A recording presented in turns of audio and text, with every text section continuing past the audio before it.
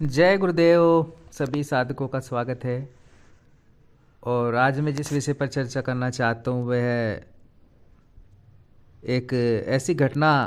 देखिए, कभी कभी हमें या किसी भी व्यक्ति साधक के साथ घट जाती है जिसे उसे काफ़ी कुछ सीखने को मिल जाता है और एक ऐसी जानकारी प्राप्त हो जाती है कि जो एकदम से ही अलग होती है, यानी कि हमारी सोच से भी परे हो जाती हैं कुछ चीज़ें हमारे जीवन में। जब हमें कुछ प्रैक्टिकली रूप से अनुभव प्राप्त हो जाते हैं, चाहे वे किसी और के माध्यम से हो रहे हों, है ना, चाहे उसका कारण कोई अन्य व्यक्ति साधक बन गया हो। तो वैसी ही एक घटना घटित हो गई थी हमारे जीवन में भी। देखिए क्या होता है कि एक जो साधक थे, साधक अघोरी थे, वो एकांत में रह कर के साधना कर रहे थे और यमुना किनारे रहते थे। उनका वास भी यमुना किनारे ही एक मंदिर था, माँ शमशान काली का।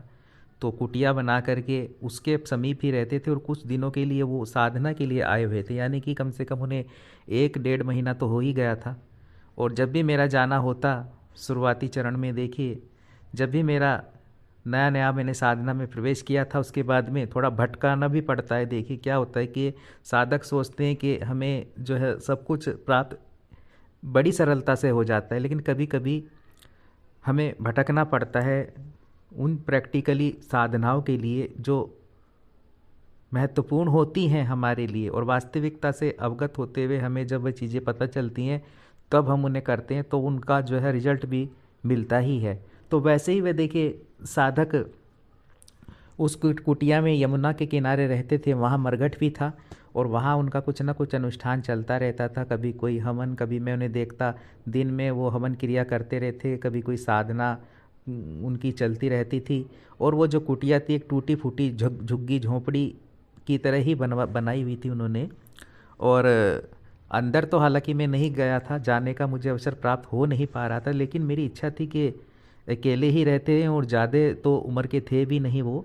लगभग लगभग वह साधक जो थे वह उनकी उम्र जो होगी लगभग 40 के करीब ही होगी और 40 42 के लगभग ही थी। और मन में आता कि यहाँ जो है वह रात में तो इतना, दिन में ही इतना वीराना लगता है कि एक दो व्यक्ति ही आता है यदा कदा, ज़्यादा व्यक्ति आते भी नहीं थे उस घाट पर। और जो है जो शमशानी क्रिया करने के लिए ही अधिकतर लोग वहाँ पर आते थे। और फिर जब वह क्रिया हो जाती थी तो वापस चले जाते थे और रह जाती थी चिताएं और वह सुनसान यमुना का घाट और वह माँ शमशान काली का मंदिर और वह साधक।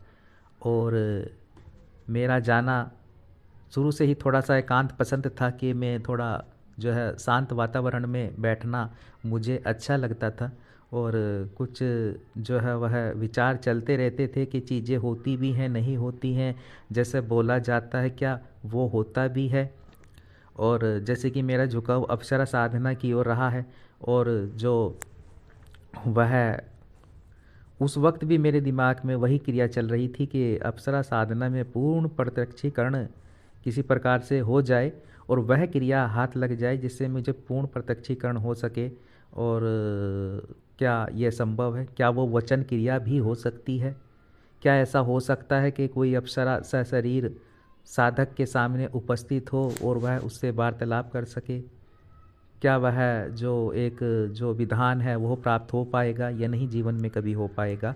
तो उस ओर मेरा झुकाव था उस वक्त, क्योंकि मैं नया नया साधना में प्रवेश किया था, जैसे मैंने आपको बताया भी था पहली वीडियो में भी, है ना।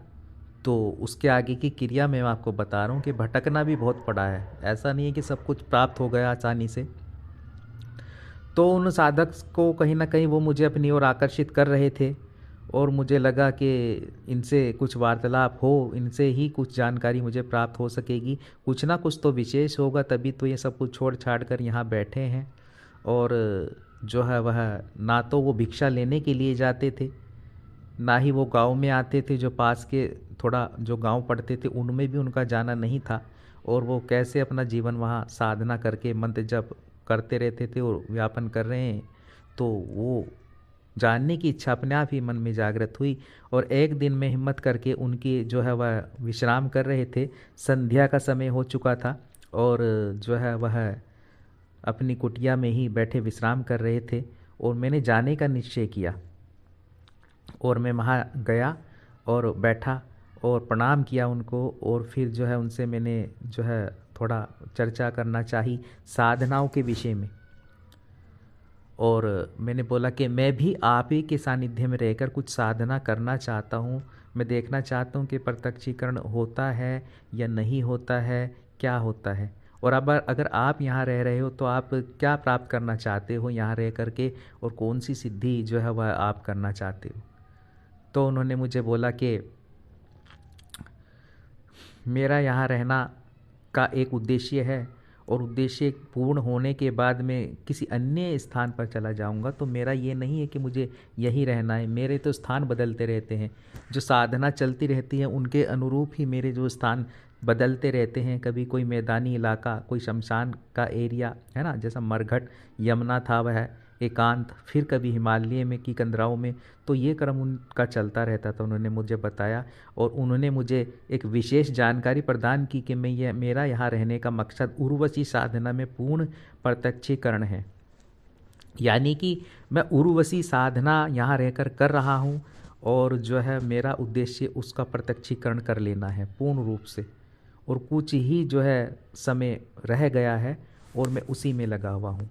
तो फिर मेरी जो थी एक खुशी का ठिकाना नहीं रहा कि जिसके लिए मैं भटक रहा था, जिस विधान के लिए मैं भटक रहा था, जहाँ पूर्ण प्रत्यक्षीकरण हो सके, उस अप्सरा से वचन हो सके, तो वही जो है वह साधक उसी साधना को उस स्थान पर रहकर कर रहे थे जो यमुना का किनारा था।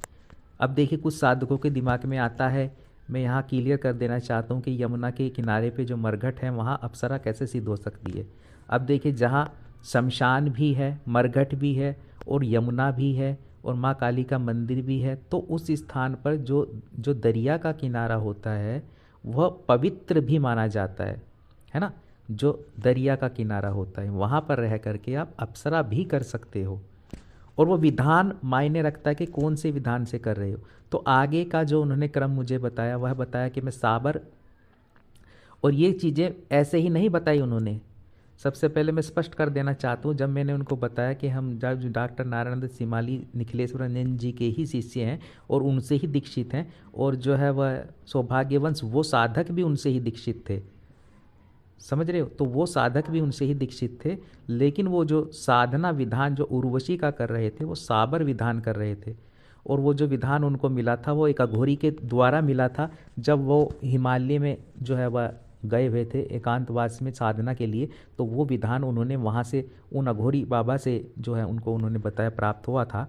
और वो लगातार जो है 41 दिन का जो है वह विधान था, जिसमें किसी दरिया किनारे निर्जन स्थान पर जो है वो मंत्र जप करना पड़ता है, और रात्रि में मंत्र होता है, मंत्र के साथ में जो है हवन आहुतियाँ भी दी जाती हैं उस उर्वशी साधना में।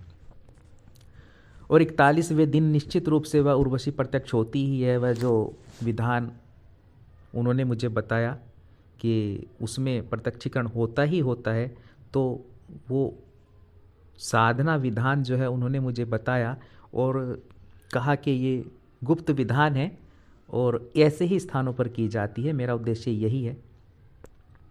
और फिर मैंने उनसे पूछा क्या अप्सरा होती हैं, जैसे साधक मुझसे ही पूछते क्या प्रत्यक्षीकरण होता है, और मुझे अनुभव होने के बाद में मैंने कहा कुछ प्रत्यक्षीकरण हो नहीं पा रहा है, क्या सशरीर वह आती है ना। तो उन्होंने बताया कि ऐसा नहीं है, मैं यहाँ रह रहा हूँ, मैंने अन्य अप्सराएं भी सिद्ध की हुई है, मैंने यक्षिणियों को भी प्रत्यक्ष किया हुआ है, और रात्रि में वो आती हैं, वह मेरा कार्य करती हैं। और मैंने देखिए खाना बनाया नहीं है, और रात्रि में एक यक्षिणी आएगी और वह खाना भी बना कर जाएगी मेरा, और राशन पानी वही लेकर के आएगी। मैंने कहा मैं हैरान रह गया उनकी बातों को सुनकर, क्या ये वास्तव में ऐसा होता है या नहीं होता है, क्योंकि उनकी कोई खाने की व्यवस्था मैंने देखी नहीं वहाँ पर, है ना। जैसे देखा जाता है कि चूल्हा होता है, कई मैंने घोरी देखे, ऋषि मुनि देखे, वो होते हैं, लेकिन उनका तो कोई खाने का तो कोई वहाँ ठिकाना ही नहीं था। और उन्होंने बोला कि वो खुद बनाने की सारी व्यवस्था करती है, और बाहर हालांकि एक चूल्हा तो ज़रूर था, है ना, वो लकड़ियाँ भी पड़ी थी, लेकिन ऐसा कुछ बर्तन वगैरह नहीं कि बर्तन वगैरह सब व्यवस्था वही कर देती है। और मुझे केवल साधना पे फोकस करना है, क्योंकि मैंने यक्षिणी को भी सिद्ध किया हुआ है जो उन्होंने मुझे बताया, और मैं उर्वशी करना चाहता हूँ, क्योंकि उर्वशी को भी देखना चाहता हूँ वो कैसी होती है ना। कि उसकी मन में एक कामना थी और अब वो समय आ गया है, गुरु का भी जो है वह जो है कि निर्देश मिल चुका था, तो इसीलिए साधना को कर रहा हूँ। और मन में जो है वह मेरे कई बातें जो है वह पूछने की इच्छा उनसे हुई। और खैर उन्होंने ज़्यादा तो बताया नहीं फिर मुझको, क्योंकि उनकी साधना चल रही थी। और उन्होंने मुझे एक वचन ज़रूर दिया, जब उन्हें पता चला कि मैं गुरुदेव का ही शिष्य हूँ, तो उन्होंने मुझे वह विधान ज़रूर कहा कि मैं ये जो साधना कर रहा हूँ और ये सिद्ध होने के बाद में मैं आपको वो विधान, प्रॉपर विधान ज़रूर दूंगा, जिससे आप भी ये साधना संपन्न कर सकते हो। जो उर्वशी साबर अघोर पद्धति के द्वारा जो विधान दिया गया है वो मैं आपको निश्चित रूप से बताऊंगा।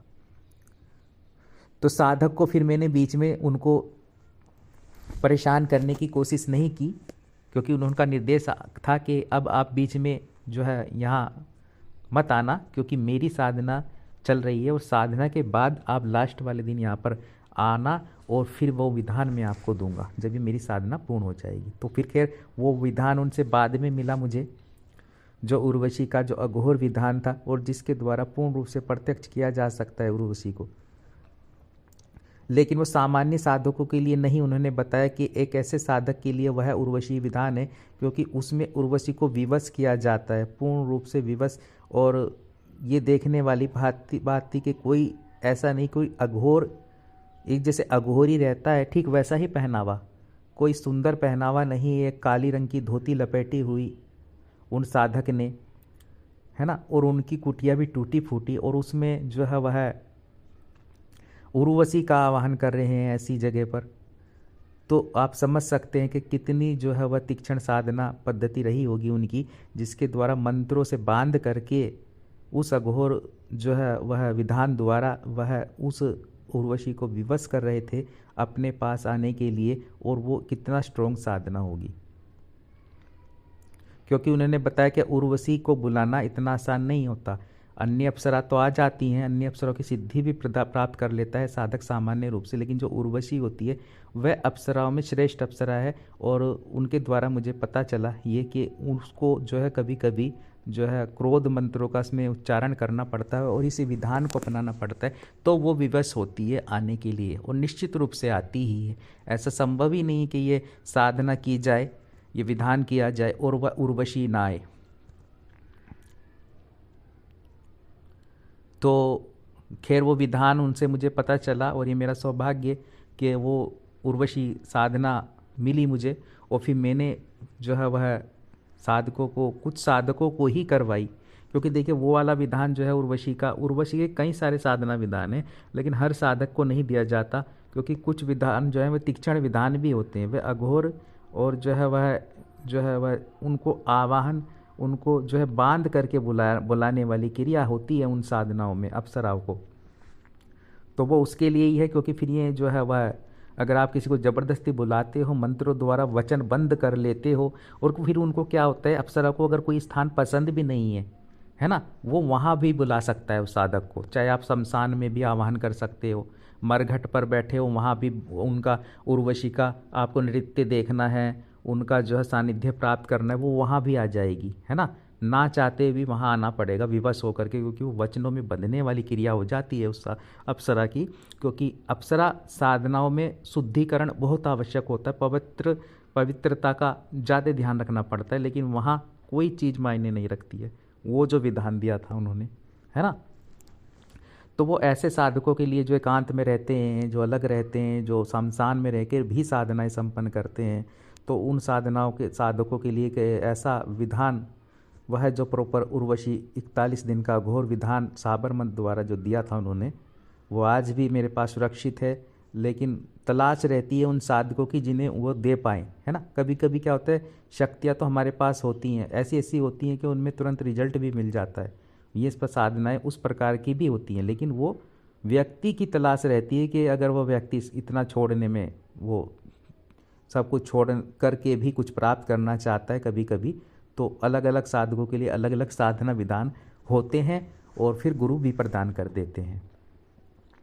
और ऐसे वह मुझे उर्वशी जो है वह एक जो है साधना विधान मिला, और उसके बाद में गया और उसके बाद जो है उन्होंने वो आगे की क्रिया है खैर उन्होंने फिर साधना सिद्ध हो जाने के बाद में उसी यक्षिणी के द्वारा जो बनाया गया खाना, मुझे भी खाना का जो भोजन स्वादिष्ट वह लाई थी, वो मुझको भी खाने का जो सौभाग्य प्राप्त हुआ उन साधक की कृपा से और गुरुदेव की कृपा से। उन साधक के पास रह कर के वह खाना, वह भोजन खाने का भी सौभाग्य प्राप्त हुआ। और ये पता चला कि यक्षिणियाँ सह शरीर कैसे उपस्थित हो जाती हैं और कैसे 10 बजे 10:30 बजे के करीब रहा होगा, मैं उनकी कुटिया में बैठा था और उन्होंने उसका आवाहन किया और आवाहन करते ही एक स्त्री जो है वह अंदर आई और उसके हाथों में 2 थालियाँ थी, 2 थालियाँ थी और उनमें भोजन था और वह भोजन रख कर के और फिर जल लेने के लिए गई। फिर उसने जल भी रखा पास में ला करके और जब तक खाना नहीं खाया टुकर टुकर देखती रही, पास में ही बैठ गई वो घुटनों के बल, घुटने दोनों पीछे मोड़ करके। और इतनी सुंदर वह यक्षिणी जो आज भी, जिसका स्वरूप मेरे जब मैं सोचता हूँ तो ये भाव आ जाता है कि ऐसी टूटी फूटी कुटिया में हम सोचते हैं कि ये क्यों रहते हैं, ये जो घोरी साधक होते हैं, लेकिन ये अपनी व्यवस्था करके रखते हैं। ये इतनी उच्च कोटि की यक्षिणी को सिद्ध किया हुआ था उस साधक ने, तो मेरी आंखें खुली रह गई जबकि मेरा शुरुआती वह दौर था। लेकिन मैंने प्रैक्टिकली रूप से बिना साधना के भी उनकी कृपा से, क्योंकि उन्होंने साधक ने चाहा, उन्होंने मेरे पूर्व जन्म की जो साधनाएं वह देखी हुई थी और उस आधार पर कि मैं गुरुजी से जुड़ा हुआ हूँ और पूर्व जन्म में कनेक्ट हूँ, मैं कई साधनाएं की हुई हैं, तो उसी वजह से उन्होंने उस यक्षिणी को अनुमति दे दी कि वो मुझे भी दर्शन दे सके। और मैंने उस यक्षिणी का जो है पहली बार किसी शक्ति को इस प्रकार से देखा कि शक्तियाँ कैसे कार्य करती हैं। और फिर जो है वह कहाँ से आई थी और वो वापस वो जो है भोजन की थाली वापस लेकर के कहाँ विलुप्त हो गई और फिर नहीं आई, तो ये सोचने वाली बात थी। फिर मैंने उनसे ज़्यादा इस विषय में जानना भी नहीं चाहा क्योंकि सब कुछ मैं समझ चुका था और वह विधान लेकर के वापस लौट आया जो उर्वशी का विधान उन्होंने मुझे प्रदान किया था गुरु कृपा से। और फिर वो अघोरी जो बाबा साधक थे उनको भी फिर मैंने वहाँ नहीं देखा क्योंकि वह उनकी यात्रा चलती रहती है। देखिए जो साधक होते हैं कभी कहीं ऐसा फुर्सत नहीं मिल पाती कभी कभी कि कोई आश्रम भी खोल लें, तो वो क्रम भी उनका कभी कभी चलता रहता है। जिसका जो जो जो कार्य होता है वह पृथ्वीलोक में करता ही है। और उनका हालांकि जो है वह कृपा से मुझे वह साधना विधान मिला, लेकिन मैंने बहुत कुछ सीखा उनके सानिध्य में रह करके, है ना। तो जब हम धरातल पर देखते हैं, चीज़ों को महसूस करते हैं और जो प्रैक्टिकली रूप से हमें अनुभव प्राप्त हो जाते हैं, जैसे मैंने शुरुआती दौर में इस वीडियो में कहा है ना, तब हमें पता चलता है कि वो क्यों विवाह नहीं करते हैं, वो साधक क्यों शादी नहीं करते, क्यों परिवार से अलग रहते हैं, क्योंकि उन्हें सभी सुख सुविधाएं उपलब्ध हो जाती हैं उन शक्तियों के माध्यम से। प्रेम चाहिए तो एक यक्षिणी को बुला लेते हैं, भोजन चाहिए तो यक्षिणी से मंगवा लेते हैं, किसी भी प्रकार की इच्छा भोजन की हो तो वो वही भोजन लेकर के आती है, वह जो यक्षिणी होती है बना बनाया खाना आपके लिए लेकर के उपस्थित हो जाती है स्मरण करते ही। और जैसे कि उन्होंने मुझे कहा कि क्या आपको भूख लगी है, और मैंने उनसे बोला कि नहीं, मुझे कोई भूख नहीं लगी, मैं घर जा कर के भोजन ग्रहण कर लूँगा। वह क्योंकि मैंने इसलिए उनसे बोला कि भाई वहाँ कोई व्यवस्था भी नहीं है और मुझे भोजन के लिए पूछ रहे हैं, इनको तो खुद ही भोजन नहीं मिलता होगा। लेकिन उन्होंने कहा कि मैं आपकी मंशा समझ रहा हूँ, आपको जो पसंद है वो वही खाना उपलब्ध हो जाएगा और आप इंतज़ार कीजिए। और उन्होंने आंखें बंद की और कुछ बुदबुदाया और थोड़ी ही देर में उनकी कुटिया में वह स्त्री प्रवेश कर गई जो भोजन लेकर के आई थी, ठीक है ना। तो वह यक्षिणी, और उसके जाने के बाद उन्होंने बताया कि हाँ वह वही यक्षिणी है जिसके विषय में आपको बता रहा था, लेकिन मुझे उर्वशी भी सिद्ध करनी थी। और जब राह निकल जाती है, जब जैसे मैंने कहा जब आप एक शक्ति से कनेक्ट हो जाते हो तो अन्य शक्तियाँ का रास्ता खुल जाता है आपका, फिर वे जल्दी जल्दी सिद्ध हो जाती हैं। बस वो क्षण है कि कब कौन सी शक्ति आपसे जुड़ गई। कोई भी शक्ति जुड़ गई, अनुभव देने लगी, तो बनने शक्तियाँ स्वयं जुड़ने लगती हैं, ठीक है ना। और ये एक सोचने वाली बात थी कि इतनी सुंदर तो वो यक्षिणी ही थी, ऐसी स्त्री मैंने नहीं देखी आज तक जीवन में, जितनी सुंदर वह यक्षिणी थी, देवी थी यक्षिणी, जितनी मासूम और जितना सौंदर्य उसके चेहरे से झलक रहा था। एक गौर वर्ण की पूर्ण रूप से वह यक्षिणी थी, और उसके बाद भी वो उर्वशी कर रहे थे। ये सोचने की बात है कि कितना उनमें जो है वह आकर्षण होगा, उन साधक में कितनी उन्होंने साधना सिद्धि की होगी कि वो यक्षिणी के आकर्षण में भी नहीं बंध रहे थे। केवल उससे जो है भोजन की व्यवस्था करने को बोला उन्होंने, है ना, जबकि मैं उसकी ओर खींचा जा रहा था, मैं अपने आप को उस वक्त संभाल नहीं पा रहा था। तो ऐसे साधक भी होते हैं, है ना। तो साधक बहुत हैं जो उच्च कोटि के साधक हैं। ऐसे ऐसे भी साधक होते हैं जिनके लिए सामान्य बात होती है प्रत्यक्षीकरण, लेकिन उसके पीछे उनकी बहुत मेहनत होती है, बहुत ही ज़्यादा मेहनत, और विश्वास होता है, गुरु पर विश्वास है ना। गुरु उनके बीच नहीं है, वो देह त्याग चुके हैं, सिद्धाश्रम गमन कर गए हैं, लेकिन उसके बाद भी उनको जब भी उनका स्मरण करते हैं गुरु का, वह उनसे जो है वह इस प्रकार जुड़े हैं कि उनकी बातें उन तक पहुंचती ही हैं। उनके दिशा निर्देशन में लगातार वो साधनारत रहे, और उन्हीं का जो आदेश था उसी का पालन करते हुए उन्होंने बताया, गुरुदेव के आदेश के अनुसार ही मैं ये उर्वशी साधना संपन्न कर रहा था। हालांकि इससे पहले भी वो कई साधनाएं कर चुके थे, तारा साधना, और जो है वह दीक्षाएं भी गुरुदेव से ली उन्होंने, तारा साधना की सर्वप्रथम जो है, और उसके बाद में जो है वह सभी 10 महाविद्याएं, है ना, भैरव साधना भी संपन्न की थी। लेकिन सभी प्रकार की, जैसे मैंने कहा, साधना करनी चाहिए, और वह प्रत्यक्ष अनुभव जो मैंने देखा, और कोई साधक दिखाता नहीं है, लेकिन उन्होंने मुझ पर विश्वास करके वह जो सब कुछ घटना देखी भी और बताई भी, उनके सानिध्य में रह करके बहुत कुछ सीखा। तो ये मेरा सौभाग्य ही है, और इस वीडियो के द्वारा मैं थोड़ा सा साधकों को ये अपना कुछ अनुभव जो मेरे साथ घटना घटित हुई वो जानकारी बताना चाहता था कि प्रत्यक्षीकरण होता है, और कोई ऐसा नहीं होता कि हवा के झोंका आता है या कुछ। वो पूर्ण रूप से जब प्रत्यक्षीकरण होता है तो प्रत्यक्षीकरण ही होता है। वो क्षण है, वो पल है कि वो शक्ति जब आपके सामने सहशरीर उपस्थित हो जाती है और सभी प्रकार से आपके कार्य भी करने लगती है। तो जय गुरुदेव, जय माँ छिन्नमस्तिका।